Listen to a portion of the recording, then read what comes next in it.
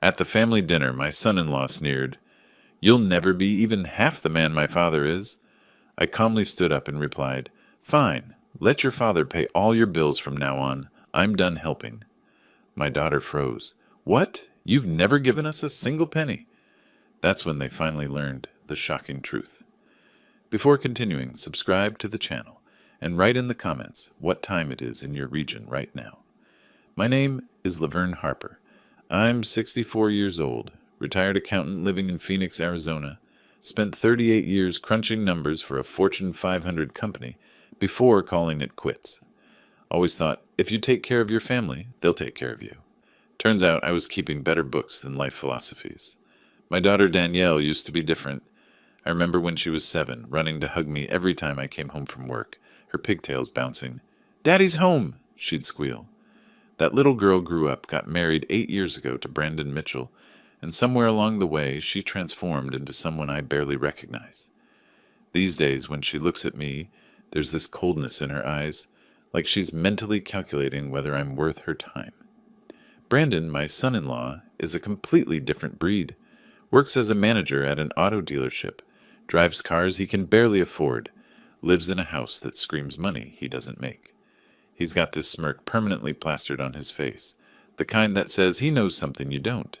And his parents, Dennis and Lisa Mitchell, well, they treat their son like he's royalty, and the rest of us like we're the help. The real kicker? Danielle and Brandon live in Scottsdale in one of those sprawling 2-story houses with a pool and 4 bedrooms.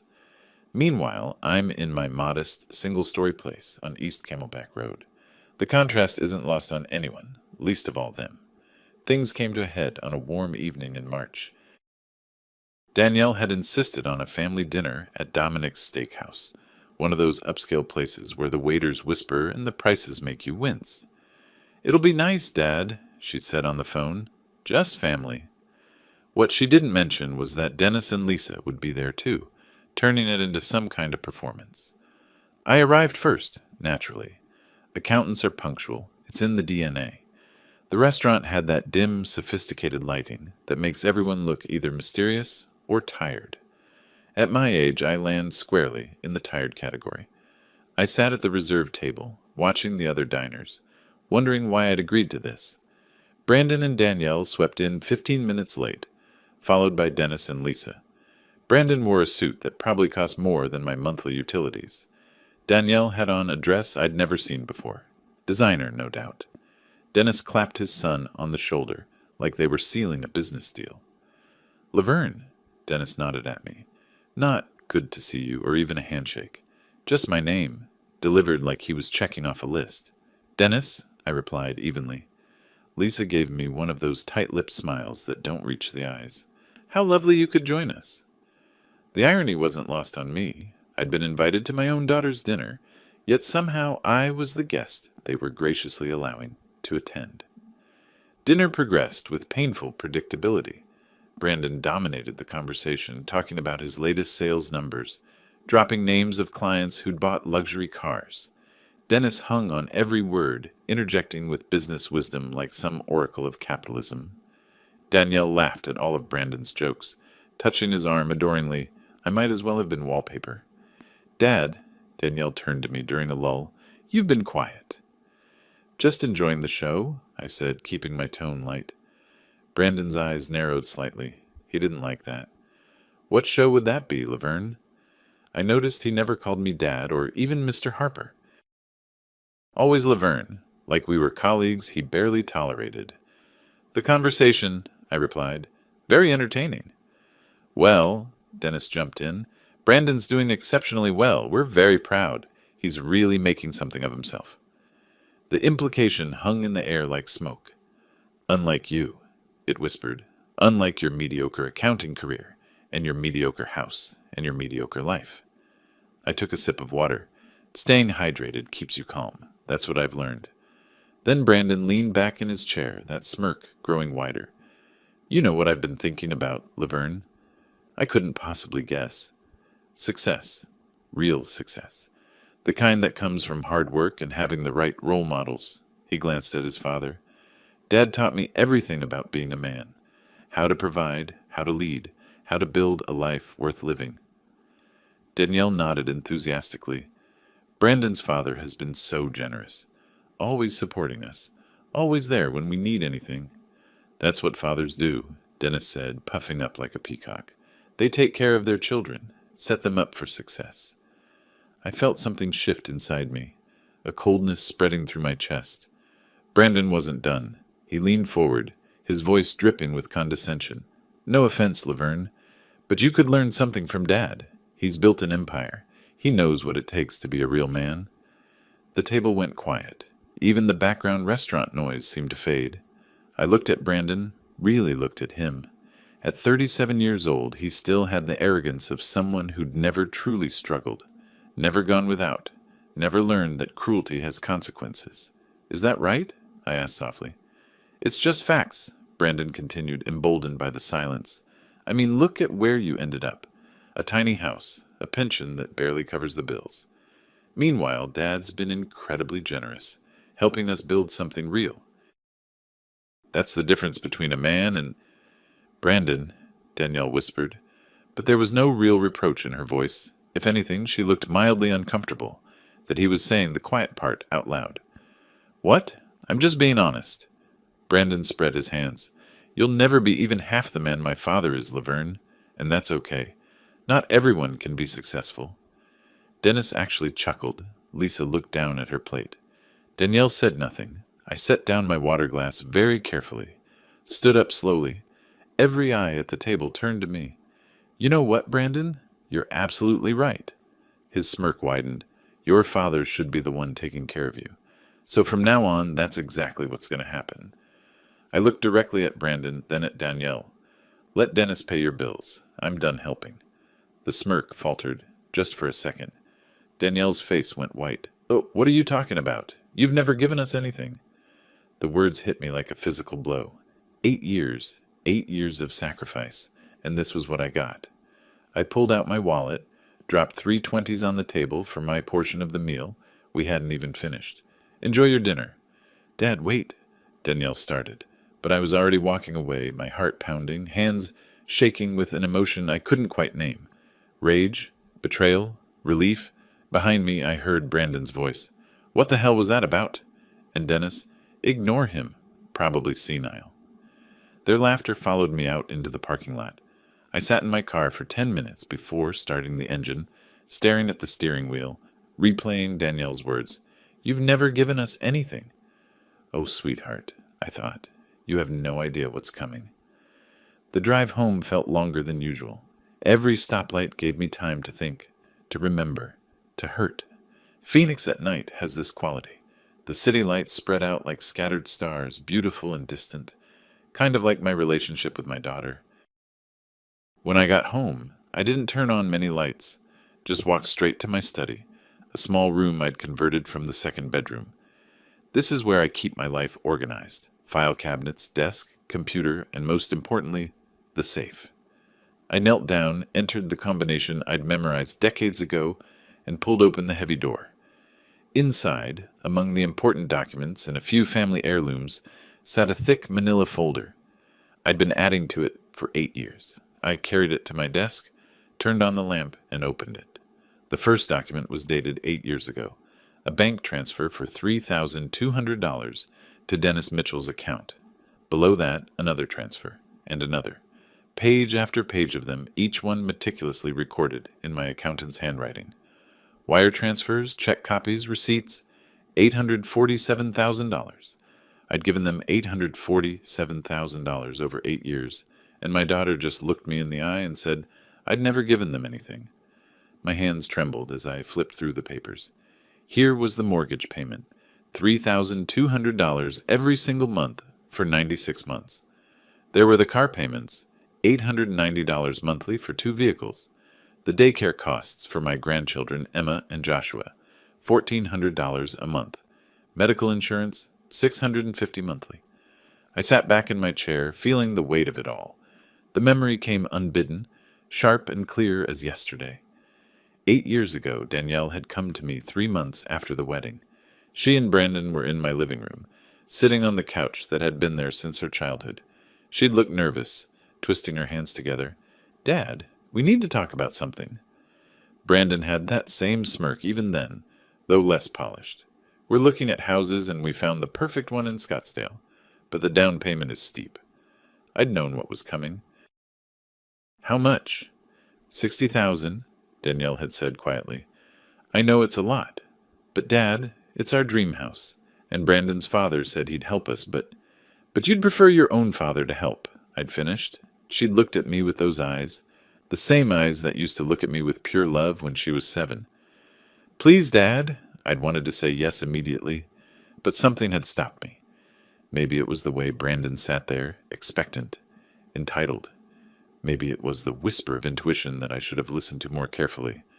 I'll help, I'd said, but on one condition. Brandon had leaned forward. What? I want this to be between us. Private. I don't want anyone else knowing. Why? Danielle had asked. Because I wanted to see if you'd still love me without the money being visible, I should have said. Because I wanted to know if you'd appreciate it, even when no one else could see your father helping. Because I needed to know if I mattered beyond my bank account. Instead, I'd said, I'm a private person, always have been. Is that acceptable? They'd agreed. Of course they'd agreed. And I'd set up the arrangement with Dennis Mitchell, a man who was happy to play middleman, if it meant looking like the generous father-in-law. He'd signed documents stating he was repaying an old debt to me and would pass the money to his son as gifts. It was all legal, all documented, all perfectly designed to keep me invisible. The irony was exquisite. I'd made myself invisible, and now I'd become invisible to my daughter. I remembered another moment, clearer still. Danielle's 32nd birthday, 2 years ago. I'd taken her to lunch, just the two of us. A rare occurrence by then. We'd sat at a cafe in downtown Phoenix, and she'd been checking her phone constantly. Sorry, Dad. Brandon's texting about the new car we're looking at. His father's being so generous with the down payment. My down payment. My money, funneled through Dennis, allowing him to play the benevolent patriarch. I'd smiled and nodded and said nothing. You know, she'd continued, I sometimes wish you'd been more successful. Like Dennis. He really knows how to provide for family. The words had stung then. Now, sitting in my study at night, they burned like acid. I closed the folder and stared at the wall. When had it gone so wrong? When had my kind, laughing daughter become this cold stranger who looked at me with barely concealed disappointment? The answer was simple. Gradually, then suddenly. Each month of secret payments. Each time Brandon compared me unfavorably to his father.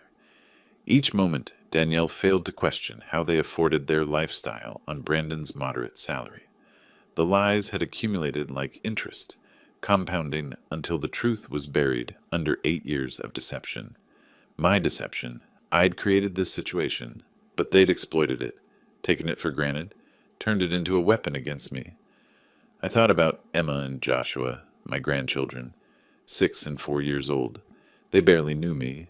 Danielle kept them busy with activities I'd been paying for, soccer lessons, art classes, that expensive daycare, all funded by the grandfather they saw maybe once a month. The rage that had simmered at dinner began to crystallize into something else, something colder and more focused. I pulled out a legal pad and started writing. Lists are soothing when you're an accountant. They impose order on chaos. Item 1. Stop all payments immediately. Item 2. Document everything. Item 3. Prepare for their reaction. Item 4. Let them learn what they've taken for granted. The next morning arrived with that clear Arizona sunshine that makes everything look possible. I'd barely slept, but my mind was sharp, caffeinated, and focused. I picked up my phone and dialed a number I'd saved years ago but never used. Anderson Legal Group. How may I direct your call? Patrick Anderson, please. Tell him Laverne Harper is calling about a financial matter. 2 days. In 2 days, I'd meet with an attorney and start dismantling the comfortable lie my daughter and her husband had been living. They thought Dennis Mitchell was their benefactor? Fine. Let's see how generous he really is when the money stops flowing. I looked at the folder one more time before locking it back in the safe. $847,000, 8 years of sacrifice, 1 humiliating dinner. Danielle was right about one thing. I'd never be the man Dennis Mitchell was. I'd be something far more dangerous, a patient man who'd finally run out of patience. The pieces were already in motion. Brandon and Danielle just didn't know it yet. Neither did Dennis, for that matter. But they would. Soon enough, they'd all learn that the quiet, unsuccessful father they'd dismissed had been the foundation their entire comfortable life was built on. And foundations, when removed, tend to make everything above them collapse. I smiled for the first time since dinner. Not a happy smile. The kind of smile you get when you've spent decades balancing books and finally found where all the errors were hiding. Time to reconcile the accounts. 2 mornings later, I sat in the reception area of Anderson Legal Group on the 5th floor of a sleek downtown Phoenix building, the kind of place with glass walls and leather furniture that whispers success rather than shouting it. I'd arrived 15 minutes early, old habits from a lifetime of punctuality. My phone buzzed, a text from Danielle. "Dad, can we talk? I think there was a misunderstanding at dinner." A misunderstanding? That's what she called it. As if Brandon's contempt and her casual dismissal of 8 years of sacrifice were simple miscommunication. I didn't respond. Let her wonder. "Mr. Harper?" A young receptionist smiled at me. "Mr. Anderson will see you now." Patrick Anderson's office matched the rest of the building, modern, efficient, expensive. The man himself was in his early 50s, graying at the temples, wearing a suit that probably cost more than my monthly pension. He stood and offered his hand. "Mr. Harper, please have a seat." I settled into the chair across from his desk and pulled out the manila folder. "I need legal advice on a financial matter." "Of course." He leaned back, fingers steepled. "What kind of financial matter?" "The kind involving $847,000 and family members who think I'm an unsuccessful failure." That got his attention. His eyebrows rose slightly. "I'm listening." For the next hour, I walked him through everything. The initial arrangement 8 years ago. The contract with Dennis Mitchell, technically legitimate, structured as repayment of a debt that had never actually existed. The monthly transfers. The meticulous records I'd kept of every single transaction. Patrick's expression shifted from professional interest to something like fascination as I laid out document after document. Bank statements, wire transfer confirmations, copies of checks, detailed spreadsheets showing where every dollar had gone. "You documented everything," he said, not quite a question. "I'm an accountant. It's what we do." He picked up one of the statements, studying it. "And Dennis Mitchell signed acknowledging these were debt repayments that he would pass to his son?" "Every month for 8 years, all notarized. Remarkable." Patrick set down the paper and looked at me with what might have been respect. "Mr. Harper, I have to ask. Why keep it secret? Why not let your daughter know you were helping?" The question I'd been asking myself for days, because I wanted to know if they'd still value me without seeing the money. Turns out I got my answer. He nodded slowly. "And now?" "Now I want to stop all payments.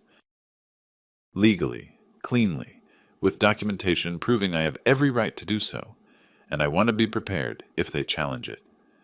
Patrick was quiet for a moment, thinking. Then he smiled, a small, professional smile that told me he understood exactly what I was doing. "Here's what we'll do," he began. We spent another 2 hours crafting the strategy.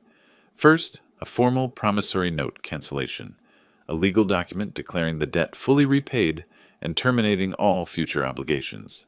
Second, a comprehensive financial statement documenting every payment, properly notarized and filed. Third, letters to the relevant institutions, the bank holding the mortgage, the auto loan companies, informing them that L. Harper would no longer be making payments on behalf of the account holders. "They'll start receiving late payment notices within weeks," Patrick said. "Maybe sooner." "Good. You understand this will create significant financial hardship for your daughter and son-in-law." I thought about Brandon's smirk, Dennis's condescending chuckle, Danielle's shocked face when she denied I'd ever helped them. They have jobs. They can figure it out like adults. Patrick nodded and made some notes. "I'll have the documents ready by the end of the week. You'll need to come in to sign, and we'll need Dennis Mitchell's signature on the cancellation acknowledgement. He'll sign, trust me." Because Dennis would sign anything that made him look cooperative. He'd built his entire relationship with his son on the illusion of generosity. Admitting he'd been passing along my money would destroy that carefully constructed image. As I stood to leave, Patrick extended his hand again. "Mr. Harper, if I may say so, this is one of the more interesting cases I've handled. Most people in your position would just be angry. You're being strategic." "Anger is expensive," I replied. "Strategy pays dividends." 3 days later, I sat across from another professional in another office. This one was smaller, located in a strip mall off Indian School Road, with significantly less marble and leather. But Lorraine Castillo came highly recommended by Patrick's firm, and her website showed an impressive track record. She was in her late 40s, sharp-eyed, dressed practically in dark jeans and a blazer, the kind of person who blended into crowds, useful in her line of work. "Private investigation," she said, reviewing the notes she'd taken during my explanation. "You want detailed financial information on your daughter and son-in-law, current debts, spending patterns, income sources, credit card usage, everything that's legally obtainable. It's all public record if you know where to look. Credit reports, property records, court filings, business licenses." She tapped her pen against the notepad. "May I ask why?" "Because I want to know exactly what house of cards I'm about to stop supporting." Lorraine studied me for a moment, then nodded. "Fair enough. I'll need a retainer of $1,500. My rate is $150 an hour, and this kind of work usually takes about 20 hours total. I'll have a preliminary report to you within 2 weeks." I wrote the check without hesitation. $1,500 was less than a single month's worth of the payments I'd been making. Money well spent. "One more thing," I added. "Discretion is essential. They can't know they're being investigated. Mr. Harper, if they knew I was investigating them, I wouldn't be very good at my job." She smiled slightly. "You'll have your answers soon." Over the next week, I methodically executed the plan. On a Tuesday morning, I made the final mortgage payment, $3,200 transferred to the bank that held the note on that beautiful Scottsdale house. On Thursday, the last auto loan payments, $890 split between 2 luxury vehicles. Brandon and Danielle absolutely couldn't afford on their own. The following week, I paid the final daycare bill, $1,400 to keep Emma and Joshua in their expensive preschool with the organic meals and the foreign language instruction. Each payment felt different now, not like an expression of love, but like closing accounts, balancing the books one final time. The letter to Dennis Mitchell went out on a Friday afternoon, sent via certified mail so I'd have proof he received it. Professional, cordial, absolutely final. "Dear Dennis, as of this date, the financial arrangement between us regarding debt repayment is concluded. All obligations have been satisfied in full. No further transfers will be made. Thank you for your cooperation over the past 8 years. Regards, Laverne Harper." He'd read between those lines. He'd understand, and he'd panic. The thought made me smile as I dropped the envelope in the mailbox. My phone rang that evening. Danielle. I let it go to voicemail. She didn't leave a message. The next morning she tried again. This time she left a message. "Dad, I'm worried about you. You seemed upset at dinner. Can we please talk? I love you. I love you." 3 words that used to mean everything. Now they just sounded hollow. I still didn't call back. Instead, I sat in my study, reorganizing the documentation, creating copies, filing everything in labeled folders with that precise accountant's care that had defined my professional life. But this wasn't about business anymore. This was personal, and I was going to handle it with the same methodical attention to detail that had made me successful for 38 years. Patrick called midweek. "Documents are ready. Dennis Mitchell signed the cancellation acknowledgement yesterday. Seemed nervous, asked a lot of questions about confidentiality." "I bet he did." "Everything's filed and notarized. As of now, you have 0 legal obligation to continue any payments. You're free and clear." Free and clear. Strange how those words could sound so much like revenge. I picked up one of my antique watches from the collection on my desk, a 1940s Omega, perfectly maintained, still keeping perfect time after 8 decades. Reliable, precise, built to last, unlike the relationships I'd been funding. The watch ticked steadily in my hand, marking seconds that turned into minutes, that turned into the dismantling of my daughter's comfortable illusions, and I felt absolutely nothing but cold, clear purpose. The first notification arrived at Danielle and Brandon's house on a Tuesday morning in early April. I know because Lorraine Castillo included it in her preliminary report, which landed in my email inbox that same afternoon. I opened the PDF at my kitchen table, coffee growing cold beside me as I read through 23 pages of detailed financial investigation. The picture it painted was worse than I'd imagined. Brandon and Danielle weren't just living beyond their means, they were drowning in debt I'd known nothing about. $47,000 across 6 credit cards, $12,000 on a furniture loan for that designer living room set, $8,500 owed to a private school for some enrichment program I'd never heard of. Their combined income, Brandon's auto dealership salary, and Danielle's part-time work at a boutique, came to roughly $98,000 annually before taxes. Respectable, even comfortable in many parts of the country. But their expenses told a different story. The mortgage I'd been paying, the car payments, daycare, insurance, plus gym memberships, housekeeping services, lawn care, grocery deliveries, subscription boxes, restaurant meals that averaged $600 monthly. They'd been spending nearly $12,000 every month while earning less than $6,000 after taxes and my invisible support. The math was staggering. Without my contributions, they had a deficit of roughly $4,000 monthly. And that was before any of the credit card minimums. No wonder they hadn't questioned their lifestyle. They'd never actually had to pay for it. Lorraine's report included photographs, time-stamped images of Brandon's BMW in the driveway, shots of Danielle's Mercedes, pictures of the house with its manicured lawn and decorative fountain.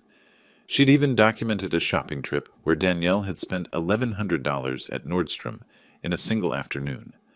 All of it funded by the father she'd claimed never gave them anything. I sat back, staring at the numbers on the screen. Part of me felt vindicated. Here was proof of exactly what I'd suspected. But another part, the part that remembered a 7-year-old with pigtails, felt something uncomfortably close to grief. When had she become this person? My phone buzzed. Danielle calling again. Third time this week. This time I answered. "Dad! Finally!" Relief flooded her voice. "I've been trying to reach you." "I've been busy." "Too busy to call your daughter back." A edge crept into her tone. "Look, about the dinner. Brandon was out of line. He shouldn't have said those things." Notice she didn't say she was out of line. Didn't apologize for her own words. "Is that why you called?" I asked. "To tell me Brandon was rude?" "No, She paused. "Actually, I wanted to ask for a small favor. We're having some cash flow issues, and I was hoping you could help with a few bills, just until Brandon's commission check comes in."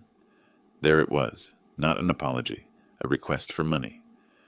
"What kind of bills?" "Just the usual stuff. Mortgage is due, and there's been some confusion with the payment. I think there might be an error at the bank." "No error, Danielle. Just reality catching up with you." "Have you talked to Dennis about it? Brandon's father is quite successful after all. I'm sure he'd be happy to help." Silence on the other end. Then, "Dad, why are you being like this?" "Like what?" "Cold, distant." "You're acting like I did something wrong." The audacity was almost impressive. "Did you ever wonder how you could afford that house, Danielle? On Brandon's salary?" "What? Brandon's father helps us sometimes, you know that. And we work hard." "Right. Dennis helps you, of course." I kept my voice level, almost conversational. "Tell me, when's the last time you asked how I was doing? Not asked for something, just asked." Another pause, longer this time. "That's not fair, isn't it? Dad, if you're mad about dinner, just say so. But don't punish us financially because Brandon said something stupid while he was drinking." Punish them. As if withdrawing support I'd never been acknowledged for was somehow an attack. "I'm not punishing anyone," I said calmly. "I'm simply not helping anymore. There's a difference." "What does that even mean? You never helped in the first place." Frustration sharpened her words. "Unless you've been secretly paying our bills or something ridiculous like that." I almost laughed, almost told her right then. But the timing wasn't right. "Talk to Dennis," I said instead. "I'm sure he'll take care of you." I hung up before she could respond. 4 days later, Lorraine sent an update. Brandon had called his father Dennis in a panic. The bank had sent a notice about the mortgage. Payment was 15 days overdue. The auto loan company had called about both car payments. Dennis, according to Lorraine's surveillance notes, had looked confused during the conversation. The dominoes were starting to fall. I met with Patrick again at his office to review the legal documentation. Everything was in order, every signature properly notarized, every form filed correctly. If Danielle or Brandon tried to claim I owed them continued support, we had 8 years of documentation proving the payments had been voluntary, routed through Dennis with no legal obligation on my part. They might get angry, Patrick warned. They're already angry. They just don't know who to be angry at yet. He smiled at that. You've thought this through. I've had 8 years to think it through. The confrontation I'd been expecting came on a Saturday afternoon. I was in my greenhouse, tending to my cacti collection, those patient, thorny survivors that thrived in harsh conditions, when I heard car doors slam in my driveway. Through the window, I watched Brandon and Danielle march up to my front door. Brandon's face was flushed, his jaw set. Danielle looked like she'd been crying. I took my time washing the soil from my hands, letting them knock twice before I opened the door. We need to talk, Brandon said, pushing past me into my house without invitation. Danielle followed, looking uncomfortable but not stopping her husband. Dad, what's going on? Our mortgage payment bounced. Both car payments bounced. The daycare called, saying we're overdue. I told you to talk to Dennis. I closed the door calmly. Dad's confused. Brandon's voice rose. He says he hasn't been helping us. Says you were sending him money for some old debt. But that's stopped now. None of this makes sense. I walked to my study, pulled out a folder, not the main documentation, just a summary, and handed it to Brandon. It makes perfect sense when you actually look at the numbers. He opened it, scanning the first page. His expression shifted from anger to confusion to something like shock. What is this? Bank statements, showing transfers from my account to Dennis's account, monthly for 8 years, totaling $847,000. Danielle's face went pale. This can't be. It's all documented, notarized, legal. I kept my voice steady. Dennis was passing the money to you as gifts from Dad. My money, his credit. You're lying, Brandon said, but his voice had lost its conviction. Call him. Ask him to explain where those deposits came from every month. Danielle sat down heavily on my couch. Why would you do that? Why not just give it to us directly? Finally, the right question. Because I wanted to see if you'd still love me without seeing the money, if you'd still value your father even when you thought he was unsuccessful.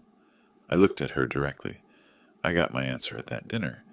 Dad, her voice cracked, you called me a failure, Danielle. You stood by while your husband compared me to Dennis and found me lacking. You had no idea that every success you attributed to Dennis's generosity was actually funded by the father you'd dismissed as not good enough. Brandon was still staring at the statements. This is insane. You can't just stop paying our bills. They're not my bills. They're yours. You're both adults with jobs. Time to act like it. We have children. Brandon's face reddened again. What about Emma and Joshua? What about them? Will you feed them less if you have to actually budget? Or will you just buy fewer designer handbags and eat out less frequently? I pulled out another sheet, the spending analysis from Lorraine's report. $600 a month on restaurants, $1,100 on a shopping trip last Tuesday, 2 gym memberships you never use. This isn't about your children. This is about your lifestyle.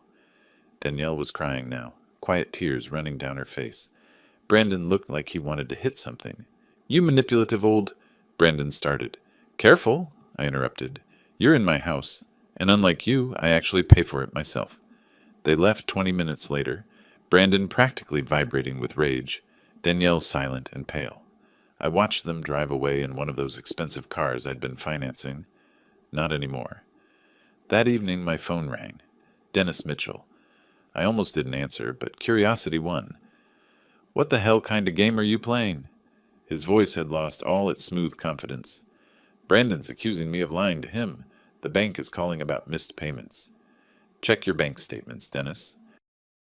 8 years of deposits from me to you. Remember signing those receipts? Those notarized documents acknowledging you were receiving debt repayment?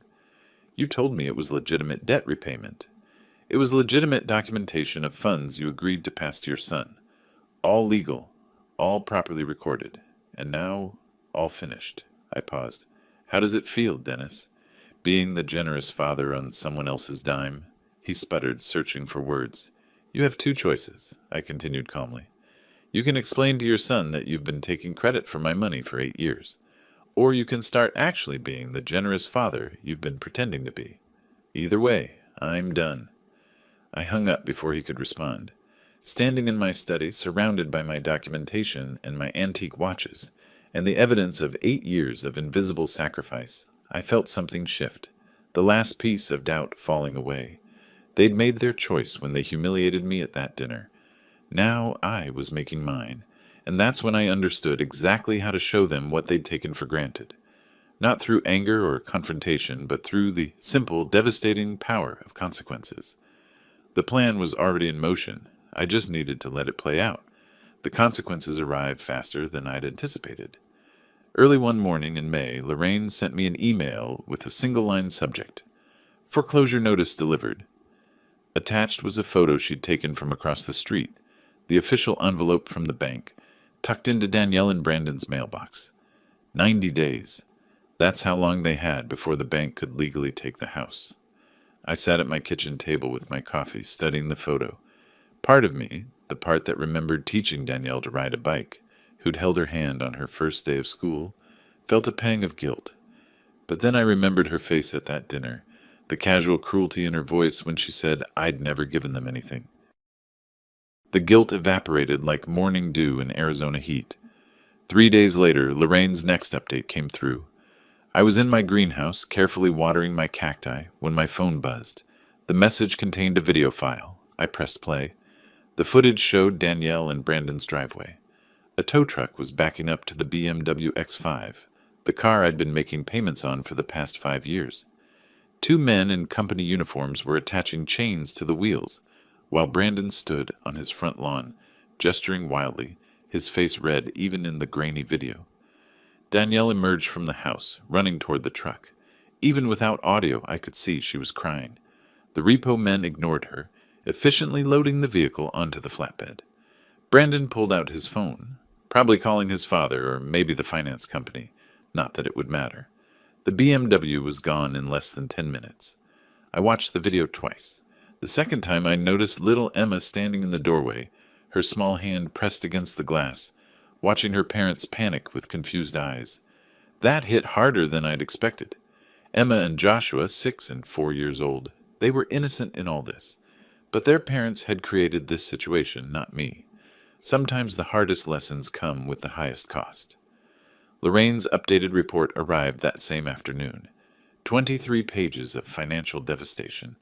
The credit card debt I'd known about, $47,000, had been joined by new maxed-out cards they'd opened, desperately trying to cover expenses.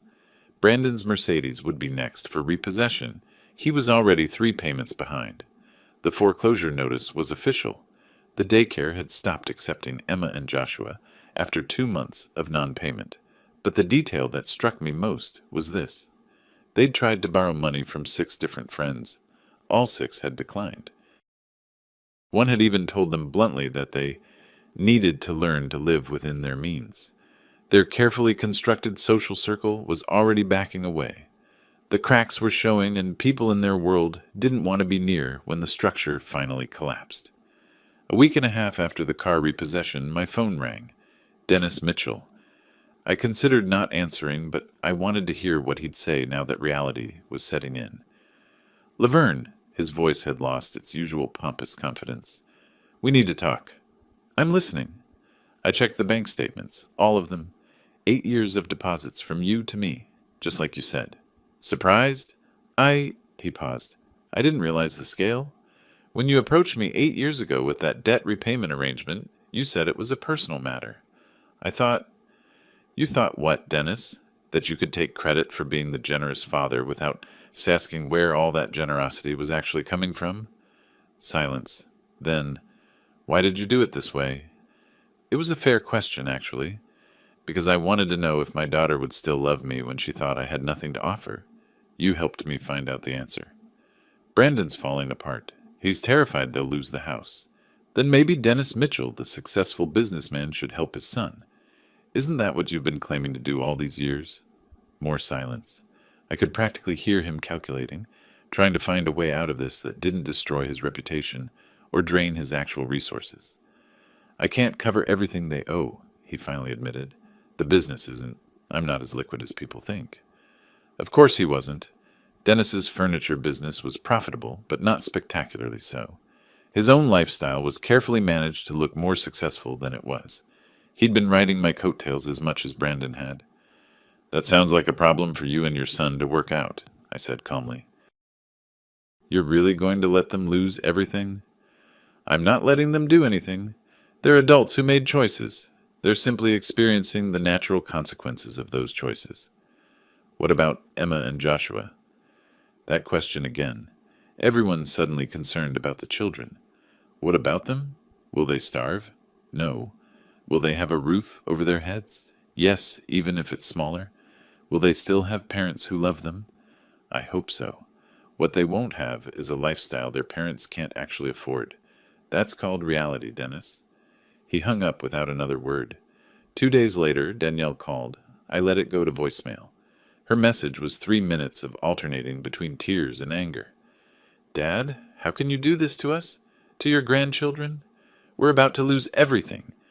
Brandon says it's your fault that you stopped helping Dennis, and now he can't help us either. I don't understand what's happening. Just call me back, please. We need you. We need you. Not, I love you, or I'm sorry for what I said at dinner. Just, we need you. More specifically, they needed my money. I deleted the message. The following week brought another call from Danielle. This time when I answered, her voice was different, harder, sharper. You're really not going to help us? That's correct. After everything, after all the holidays we spent together, all the times you saw the kids, all the times I paid your mortgage, your car loans, your daycare bills, I interrupted. Yes, Danielle, after all that. You're a cruel old man. Her voice shook with rage. You want to know something? You won't see Emma and Joshua again, not until you apologize and fix this mess you've created. The threat landed like she'd intended it to, a direct hit to the one thing she knew I cared about, my grandchildren. That's your choice to make, I said, keeping my voice level, despite the pain in my chest. But understand something, Danielle. I didn't create this mess. You and Brandon did when you built a life you couldn't afford, and then mocked the person who was making it possible. We didn't know. You didn't want to know. There's a difference. She was crying now, angry tears. I hate you.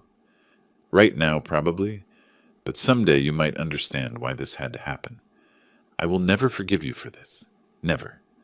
She hung up. I sat in my study for a long time after that call, staring at the framed photo on my desk. Danielle at 7 years old, gap-toothed and grinning, holding up a drawing she'd made for me.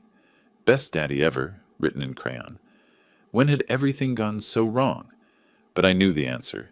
It had gone wrong gradually, one secret payment at a time, one instance of taking credit for my sacrifice at a time, one dismissive comment at a time. I'd built this situation as much as they had. The difference was I was going to end it.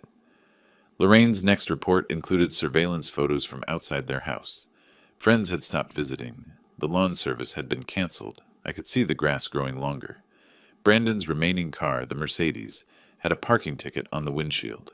Small signs of a life unraveling.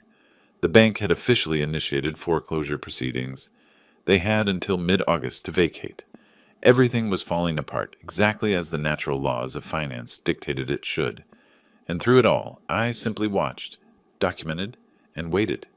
Because the real revelation, the moment when everyone would understand exactly what had happened, that was still to come. The first week of June brought a heat wave that turned Phoenix into an oven. Appropriate, I thought, given that Danielle and Brandon's world was burning down around them. I met with Patrick Anderson at his office to review the final documentation. He'd prepared what he called a comprehensive disclosure package. Every financial transaction, every contract, every piece of evidence organized into a thick binder with tabs and highlighted sections. This is remarkable work, Patrick said, flipping through the pages. Everything documented, cross-referenced, notarized. I've never seen such thorough record-keeping from a non-lawyer. 38 years as an accountant teaches you the value of documentation. He pulled out a specific document, the sworn affidavit he'd prepared. This statement, when signed under oath, will legally establish the entire arrangement, Dennis Mitchell's involvement, the payment structure, the voluntary nature of your support, everything. And if Danielle or Brandon try to claim I owed them continued support, they have no legal standing. You voluntarily helped through a third party. You can stop anytime. They're not dependents, they're adults with their own incomes. He smiled slightly. Frankly, if they did try to sue, they'd only publicize their own financial irresponsibility. Perfect. Everything legally airtight, just like I'd planned. The next surveillance report from Lorraine arrived that evening. I read it while eating dinner. A simple meal, nothing fancy. Just me, my modest pension, and the satisfaction of watching karma work its magic. According to Lorraine's observations, Danielle and Brandon had tried to borrow from 3 more friends. All refused. They'd visited a pawn shop and sold several pieces of jewelry, including Danielle's wedding ring upgrade that I'd unknowingly funded 2 years ago. They'd received $1,200 for items worth at least $5,000. Desperation makes people accept bad deals. The foreclosure process had officially begun. The bank had posted legal notices. The clock was ticking. A week later, Lorraine sent photos that made me set down my coffee cup carefully to avoid spilling it. Brandon, dressed in a cheap suit, walking into a smaller auto dealership across town. Not the upscale place where he'd worked before, but a buy here, pay here lot that sold to people with bad credit. The kind of place that was a significant step down in the industry. The caption read, "New employment, confirmed with manager. Salary approximately 40% less than previous position." So Brandon had lost his job at the luxury dealership. Stress and customer complaints, probably. Difficult to sell cars with a smile when your life is imploding. And now he was working somewhere he'd previously looked down on. The universe had a sense of irony. 3 days after that, the report I'd been waiting for arrived. Dennis Mitchell had finally done what I'd suggested weeks ago. He'd thoroughly reviewed 8 years of bank statements. According to Lorraine's source, she had impressive contacts, Dennis had spent an entire Saturday locked in his home office, going through every transaction. She'd included a photo taken through his window. Dennis at his desk, head in his hands, surrounded by paper. The posture of a man realizing he'd been played. That evening my phone rang. Dennis again. "I went through everything," he said without preamble. "Every single deposit from you. Every transfer to Brandon." I added it up, Laverne. $847,000. Sounds right. My records show $847,182 to be precise. Why? His voice cracked slightly. Why let me take credit for your money? I needed someone to pass it through. You were willing. You got to play the generous father. I stayed invisible. It worked for both of us. Until now. Until my daughter and your son decided to humiliate me at a family dinner. I kept my tone conversational. That changed things.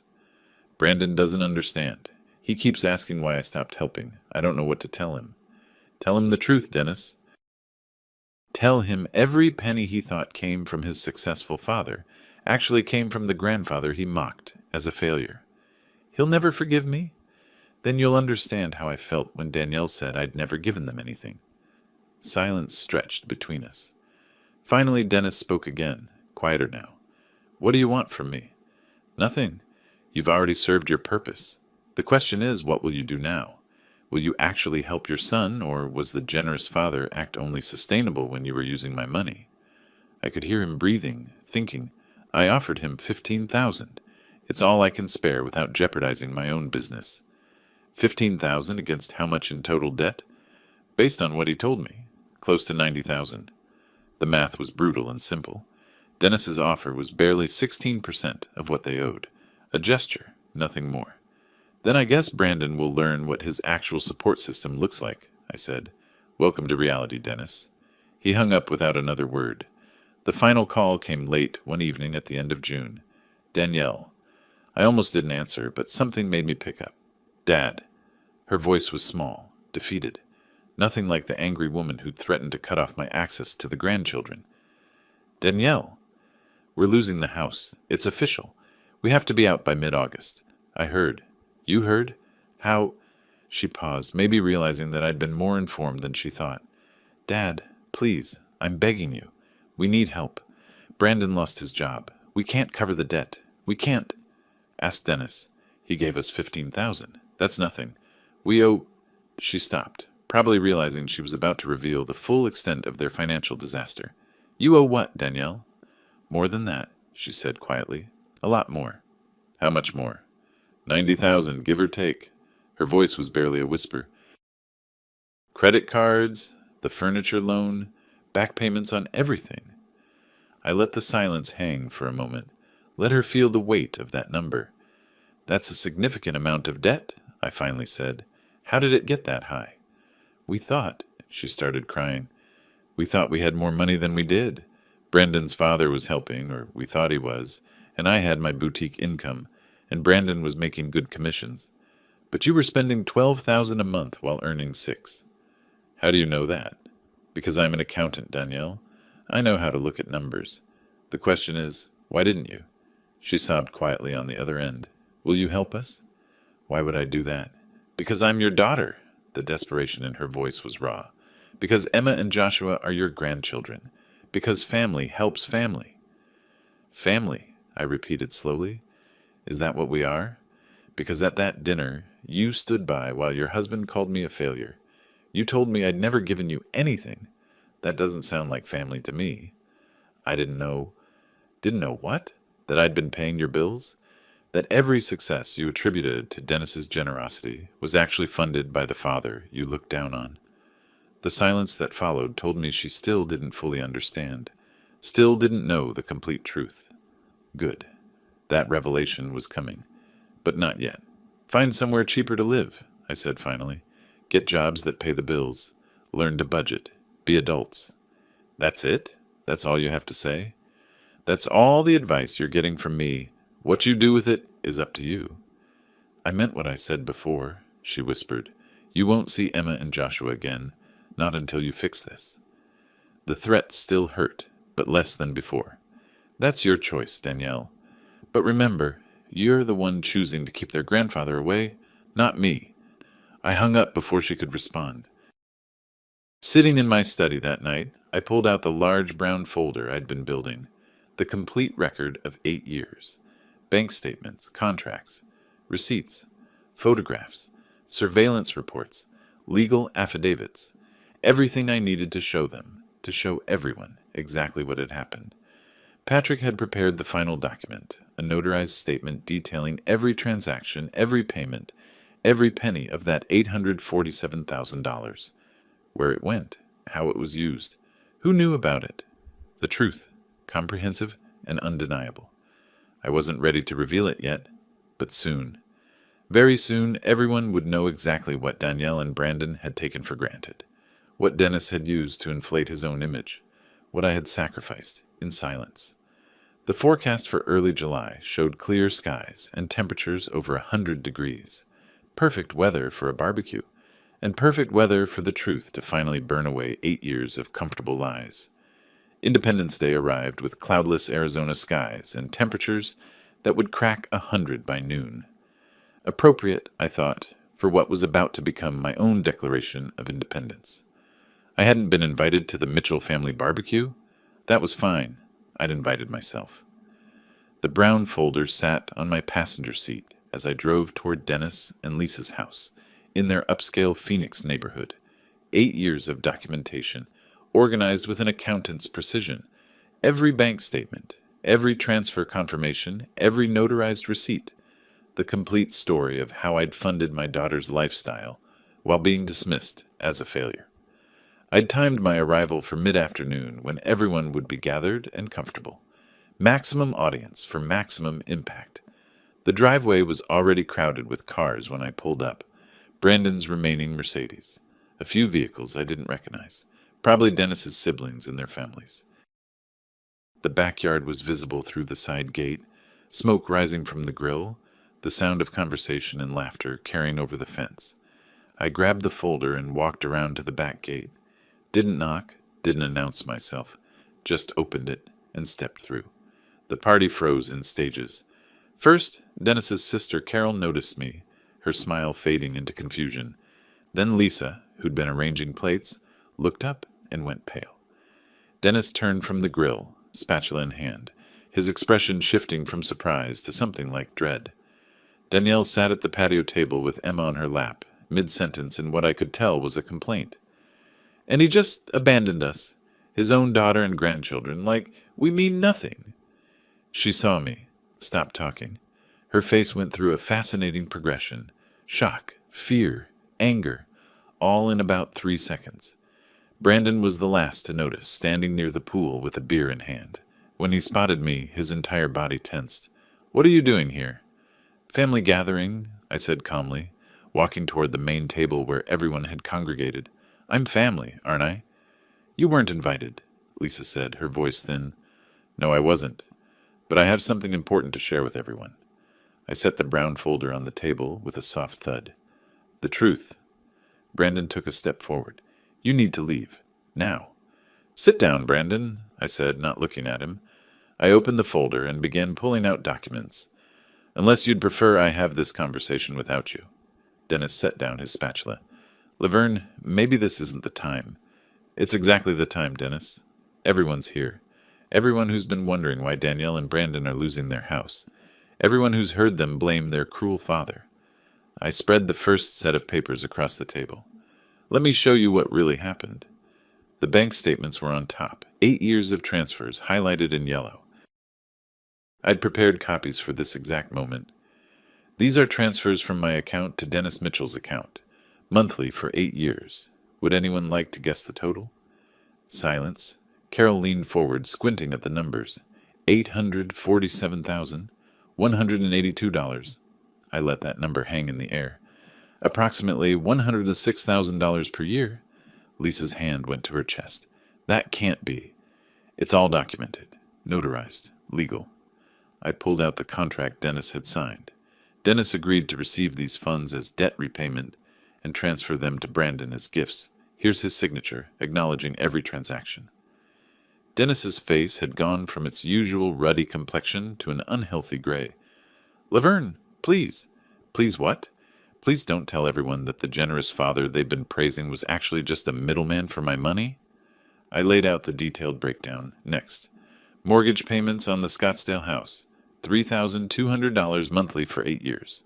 Total, $307,200. I placed another sheet. 2 car payments, $890 monthly. Total, $85,440. Danielle was crying now, silent tears running down her face. Emma looked up at her mother, confused. "Daycare for Emma and Joshua at that expensive facility. $1,400 monthly. Total, $134,400. Another sheet. Medical insurance, $650 monthly. Total, $62,400. Brandon's beer bottle hung forgotten in his hand. His mouth was slightly open, like a fish gasping for air. The remaining $257,000 went to various other expenses. Furniture, clothing, vacations, the pool maintenance, the lawn service. I looked around the table at the shocked faces. Everything they thought Dennis's successful business was providing? It was me. The father Danielle claimed never gave her anything. Carol spoke first. "Why would you do it this way? Why not just help them directly?" "Because I wanted to see if they'd still love me when they thought I was unsuccessful. When they thought I was just a retired accountant living in a modest house." I looked directly at Danielle. "I got my answer at a dinner 4 months ago, when my son-in-law told me I'd never be half the man his father was, and my daughter stood by and said I'd never given her anything." "Dad," Danielle's voice cracked. "I didn't know. You didn't want to know. There's a difference." So I pulled out the final document, the notarized affidavit. This is a sworn statement, legally binding, detailing the entire arrangement. Dennis will confirm every word is true. Won't you, Dennis? Dennis looked like he wanted to disappear into the concrete. Yes, it's all true." Lisa turned to her husband, her voice rising. "You knew? You knew you were giving them someone else's money, and you let me believe—" "I didn't realize the scale." Dennis's voice broke. "I thought it was a few thousand here and there, not—" He gestured helplessly at the papers. "Not this." Brandon finally found his voice. "This is insane. You're lying. You doctored these documents. Everything's notarized, Brandon. Bank statements don't lie. Mathematics don't lie. I kept my tone even, almost conversational. Your entire lifestyle for 8 years was funded by the man you mocked. Every success you attributed to your father's generosity came from your father-in-law's wallet. Why are you doing this? Danielle sobbed. Why now, in front of everyone? Because you asked me to help you at that dinner. And I did. For 8 years I helped you silently and visibly, completely. And when I finally stopped, you threatened to keep my grandchildren from me. I looked at her, really looked at her. You needed to understand what you lost, what you threw away. And everyone here needed to understand that the cruel father you've been complaining about was actually the only reason you had that house, those cars, that life. The silence that followed was broken only by Emma's small voice. Grandpa? Why is Mommy crying? I knelt down so I was at her eye level. Because sometimes grown-ups make mistakes, sweetheart. Big ones. When I stood, I gathered the documents back into the folder. Everything here is yours to keep, Danielle. You'll need it when you explain to people why you're moving to that apartment in Glendale. And Dennis, you'll want copies when you explain to your friends and business associates how your generosity really worked. I turned to leave, but Brandon blocked my path. You can't just... I can. I did. And it's completely legal. Ask your lawyer. I stepped around him. Enjoy your barbecue. As I walked back toward the gate, I heard the explosion of voices behind me. Lisa shouting at Dennis, Carol asking questions, Danielle crying harder. The sound of a family confronting 8 years of comfortable lies all at once. I didn't look back. The drive home felt lighter somehow, like I'd been carrying a weight I hadn't fully realized was there until I set it down. My phone started ringing before I even got to my street. Danielle, then Brandon, then Dennis. I ignored them all. The truth was out. Finally, completely, undeniably out. Now they could deal with it. The fallout hit harder and faster than even I'd anticipated. 2 days after the barbecue, Dennis showed up at my door. He looked like he'd aged a decade, unshaven, circles under his eyes, shoulders slumped. Lisa had apparently spent the past 48 hours alternating between furious silence and loud recriminations about his deception. Can we talk? He asked. I let him in. Didn't offer coffee. Just led him to my living room and waited. Lisa's barely speaking to me, he started. My brother, he was at the barbecue. He's been calling everyone in the family. They all think I'm some kind of fraud. You were taking credit for my money, Dennis. That's pretty close to the definition. I didn't know it was that much. I swear, Laverne. I thought you were sending maybe $1,000 a month, not... He rubbed his face. $800,000. How did you even have that kind of money? I saved. I invested wisely. I lived modestly. And I spent it on my daughter because I loved her. I kept my voice level. The question isn't how I had it. The question is why you were comfortable pretending it came from you. Because it made me look like a good father. The admission seemed to deflate him further. Brandon respected me. Lisa was proud of me. I liked being the generous patriarch. On my dime. On your dime, he agreed quietly. I'm sorry.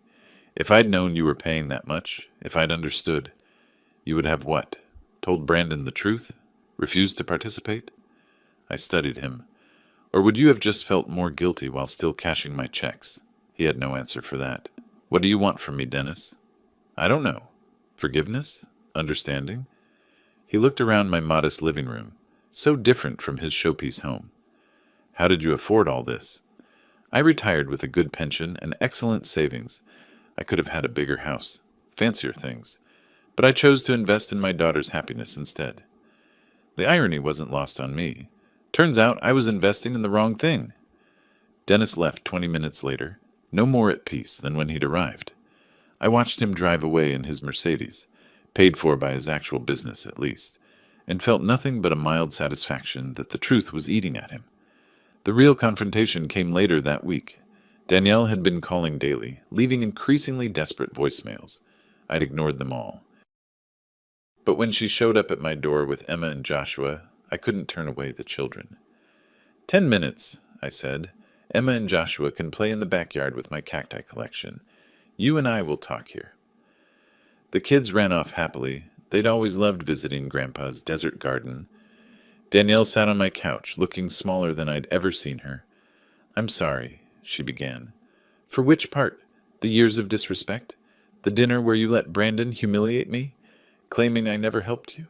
Threatening to keep my grandchildren from me?" She flinched at each item. "All of it. I was horrible. I became someone I don't recognize.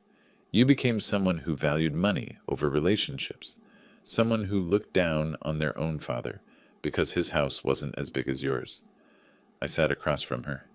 "When did that happen, Danielle?" "I don't know." Slowly. "Brandon's friends all have money, and his parents are always talking about success and achievement, and I got caught up in it." She wiped her eyes. "I stopped seeing what mattered." "You stopped seeing me." "I know." Her voice broke. "And now we're losing everything, and I realized none of it mattered except you, and I destroyed that relationship for a lifestyle I couldn't even afford." I wanted to comfort her. Every paternal instinct I had screamed to hold my daughter and tell her it would be okay.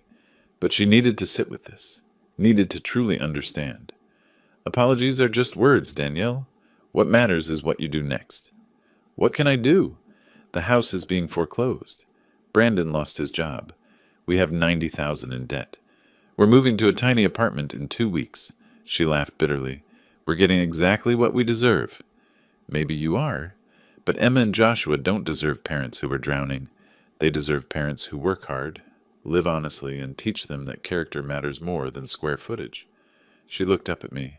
"Are you saying—" "I'm not giving you money," I interrupted. "That's done. But I'll give you advice if you want it.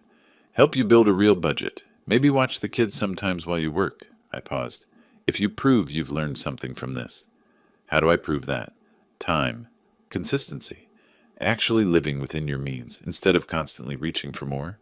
I stood. "Right now, you need to get your life in order. Find jobs, downsize, figure out how to survive on what you actually earn. Do that for 6 months, and we'll talk." She nodded, tears streaming down her face. "I love you, Dad. I'm sorry it took losing everything to remember that." "I love you too. That's why I let you fall."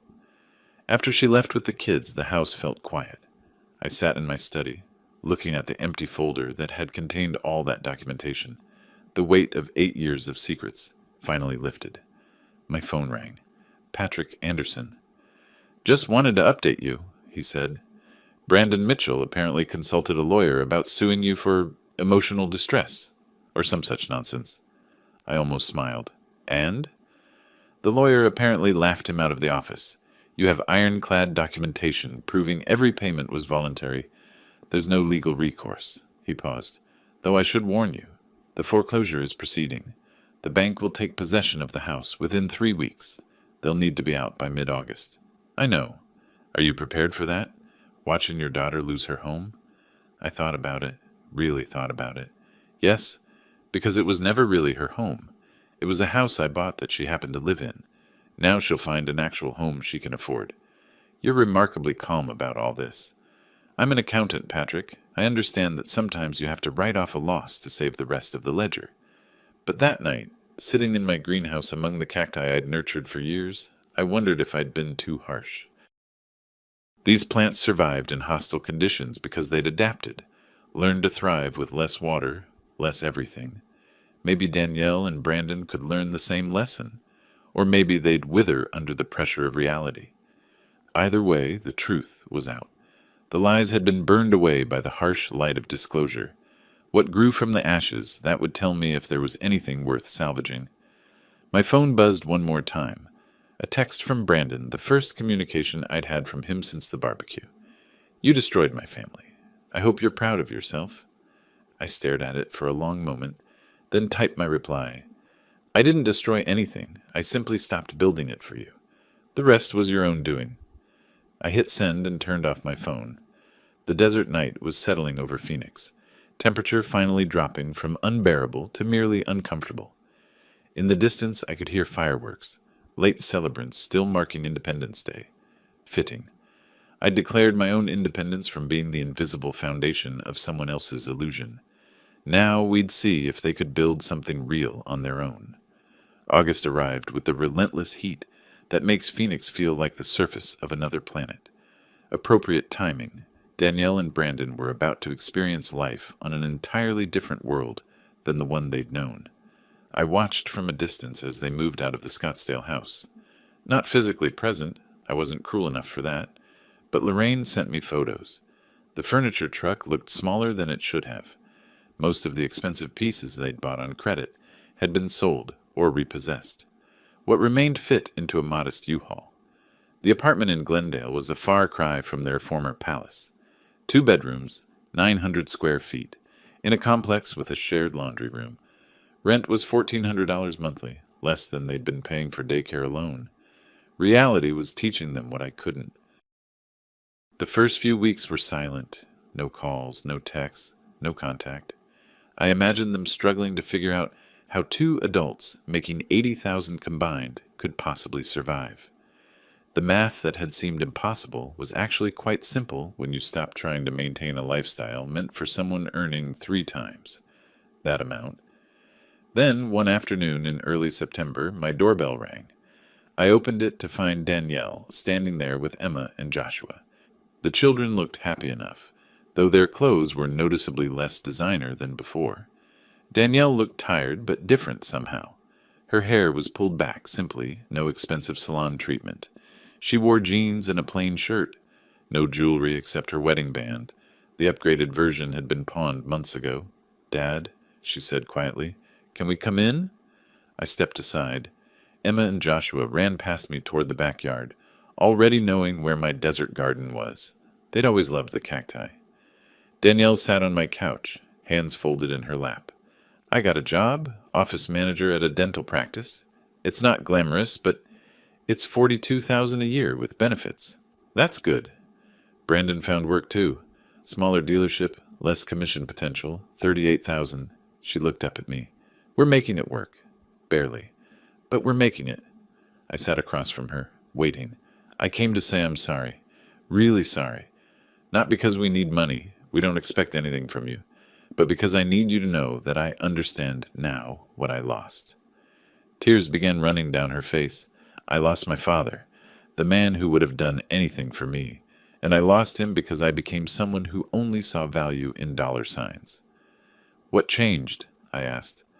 "Living on what we actually earn, shopping at discount stores, cooking at home because we can't afford restaurants, telling Emma she can't have the expensive shoes all her friends have." She wiped her eyes.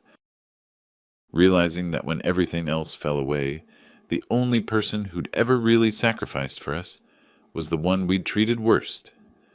Through the window I could see Emma and Joshua examining a flowering cactus, their small faces full of wonder at something that cost nothing. "I was a terrible daughter," Danielle continued. "I let Brandon talk about you like you were nothing. I stood by while his parents acted superior. I believed their version of success and dismissed yours." She looked directly at me. "You worked for 38 years, saved carefully, and gave us everything, and I called you a failure." "Yes, you did. I don't expect forgiveness. I just wanted you to know that I see it now. All of it. What you did. What I became. What I lost." We sat in silence for a moment. Then I said, "Tell me about your apartment." She blinked at the change of subject. "It's small. The kids share a bedroom, but it's clean and the neighbors are nice. We have a little balcony where I'm trying to grow herbs, not very successfully." A small smile. "I think about your cacti and how patient you have to be with them. Patience is underrated. I'm learning that." She stood. "I should let you go. I needed to say this in person." "Danielle." I stood too. "You're welcome to visit. Bring the kids. Not every week. You have your own life to build. But the door isn't locked." The relief on her face was almost painful to see. "Really?" "Really, but on one condition." "Anything." "No more apologies. I heard this one. Now show me through your actions that you meant it." She nodded, crying again, and impulsively hugged me. I hugged her back, the first time I'd embraced my daughter in months. It felt like a beginning. A week later, my phone rang. Brandon. I almost didn't answer, but curiosity won. "Mr. Harper?" His voice was different, quieter, less cocky. "I was wondering if we could meet, just for coffee. I'd like to talk." We met at a small cafe near my house. Brandon arrived in jeans and a polo shirt, driving a 10-year-old Honda, presumably bought for cash after losing the Mercedes. He looked thinner, older, humbled. "Thank you for meeting me," he started. I sipped my coffee and waited. I've been wanting to call for weeks, but I didn't know what to say. He stared at his own cup. Every apology I could think of sounded hollow. Most apologies are. Yeah, he nodded. So instead of apologizing, I want to explain something. Not as an excuse. There's no excuse for how I treated you, but as context. I'm listening. I grew up watching my father play the successful businessman. Big house, nice cars, always picking up the check, and I wanted to be like him. No, I wanted to be better than him. He laughed bitterly. Turns out neither of us was what we pretended to be. Your father had a successful business. He just wasn't as liquid as he appeared. And I was living on your money while mocking you for not being successful enough. He met my eyes. That dinner, when I said you'd never be half the man my father was, I was really trying to convince myself that I'd married up, that Danielle came from less and I was giving her more. I was so focused on that narrative that I couldn't see the truth, which was that you were the only one giving us anything, and I was too proud and stupid to see it. He paused. The new job is hard. I'm selling used cars to people with bad credit. It's humbling, but it's honest. And after months of living on your charity while treating you like garbage, honest feels important. I studied him. The arrogance was gone, replaced by something that looked like actual self-awareness. I don't expect forgiveness, he continued. I don't even expect you to like me. But I wanted you to know that I finally understand what you were teaching us. Sometimes the greatest gift is letting someone hit bottom so they can learn to climb back up. How's Danielle doing? She's strong. Stronger than I gave her credit for. She makes dinner every night. Real cooking, not takeout. She found a community center daycare for the kids that's affordable. She's building a real life instead of the fantasy we were living. He smiled slightly. She's happier than she was in that big house. We talked for another 20 minutes. Not about the past. That ground had been covered. About his new job. About Emma's adjustment to public school. About the small victories of living within your means. When we parted, Brandon shook my hand. Thank you for the lesson, even if I hated learning it. The best lessons usually hurt the most. Later that month, Danielle invited me to dinner at their apartment. I brought wine. Not expensive, just something decent from the local store. The apartment was tiny but clean. Danielle had made it homey with inexpensive decorations and family photos. The kids' shared bedroom had hand-painted murals. Apparently Brandon had artistic talents I'd never known about. Dinner was simple, spaghetti and salad, but Danielle had cooked it herself.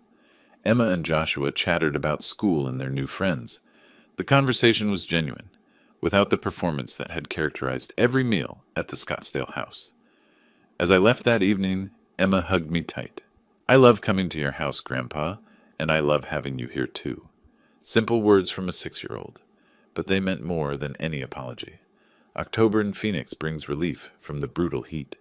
The temperature drops into the 80s, and people remember why they live in the desert.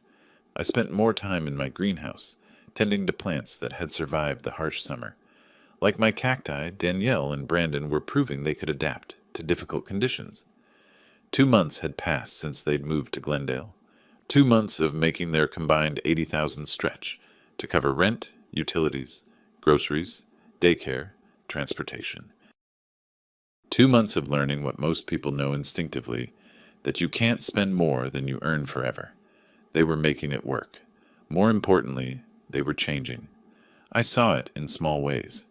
Danielle started bringing the kids to visit every other weekend, not asking for anything, just spending time. Brandon took them to free events at the park instead of expensive entertainment. Emma and Joshua seemed happier with less stuff and more attention. One afternoon in mid-October, I made a decision. Not to return to the old way. That door was permanently closed, but to offer support in a different form. I called Danielle. I've been thinking about Emma and Joshua. Oh, her voice held a note of concern. They're in public daycare now, right? Yes, it's fine. Not fancy, but the teachers are good.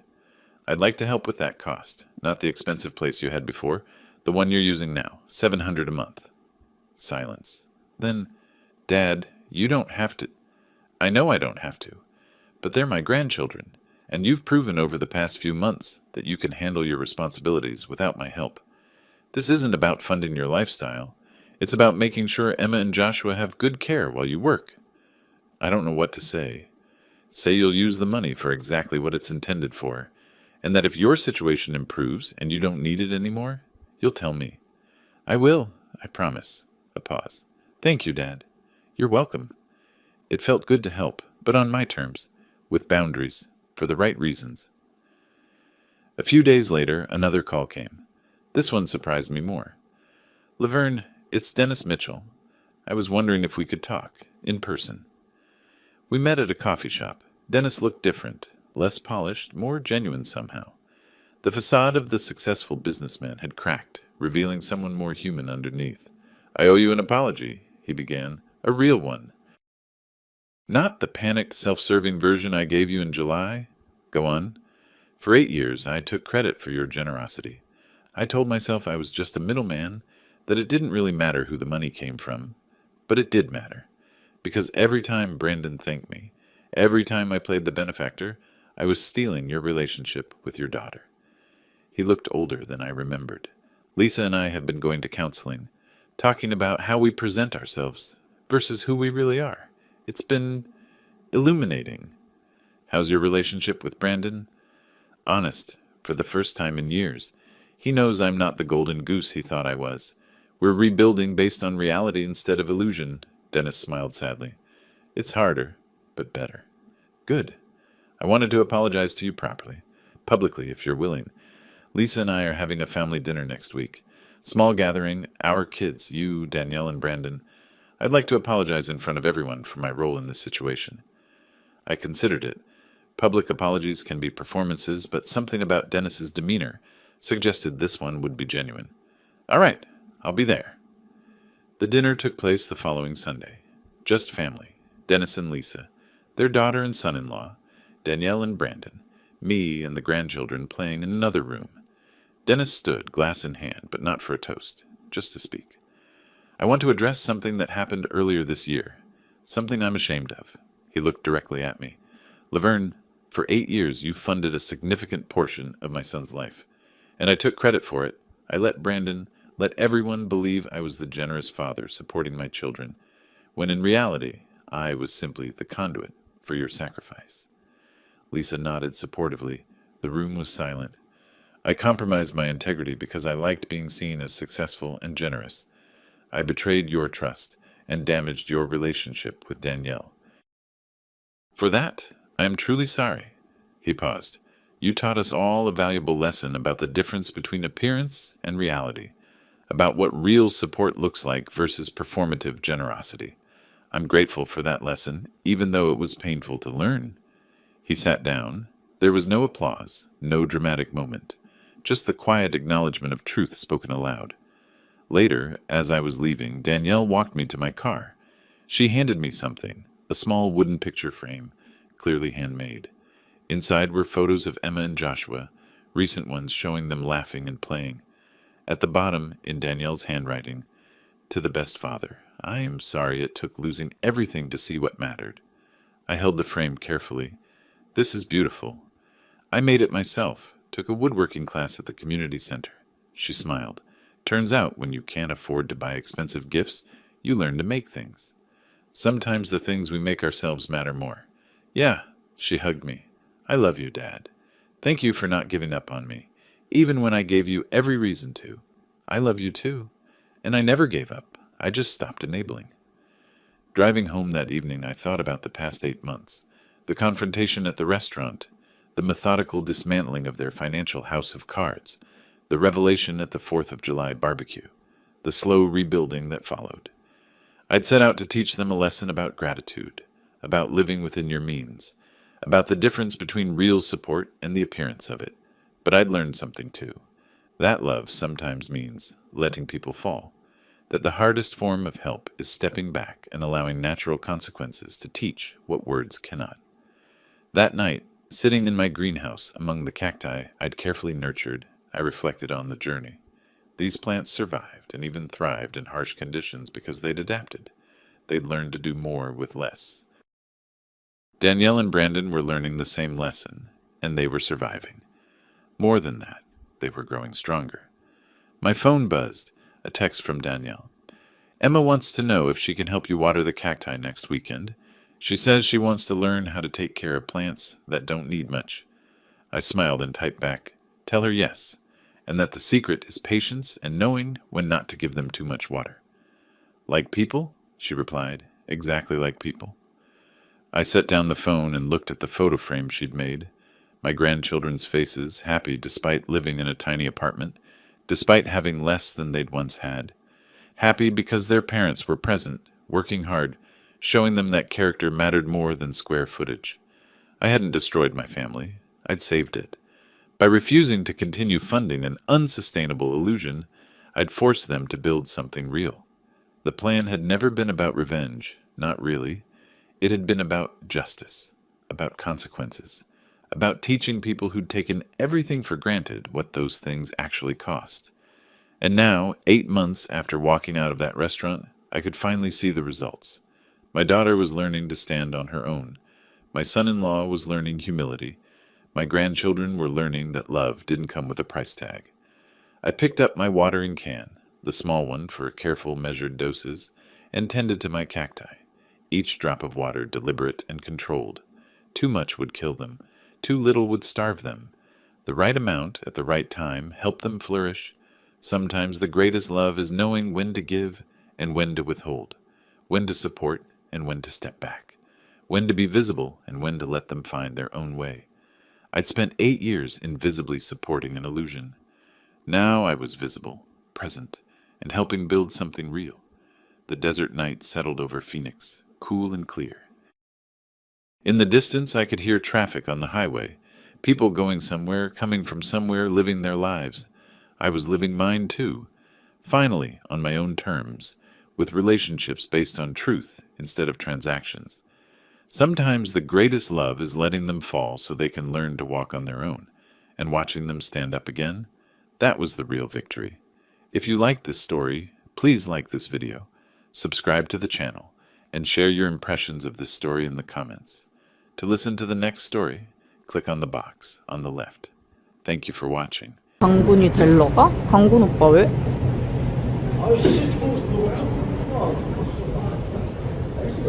강군 오빠 무슨 일 있어?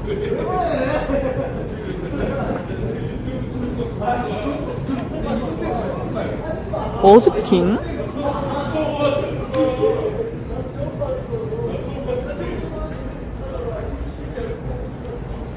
언니들이 또 버스킹 데리러 가면 또 뭐라고 해. 인정? 근데 그 오빠 차 없는데 어떻게 버스킹 장비 들고 갔대? 어디서 하는데?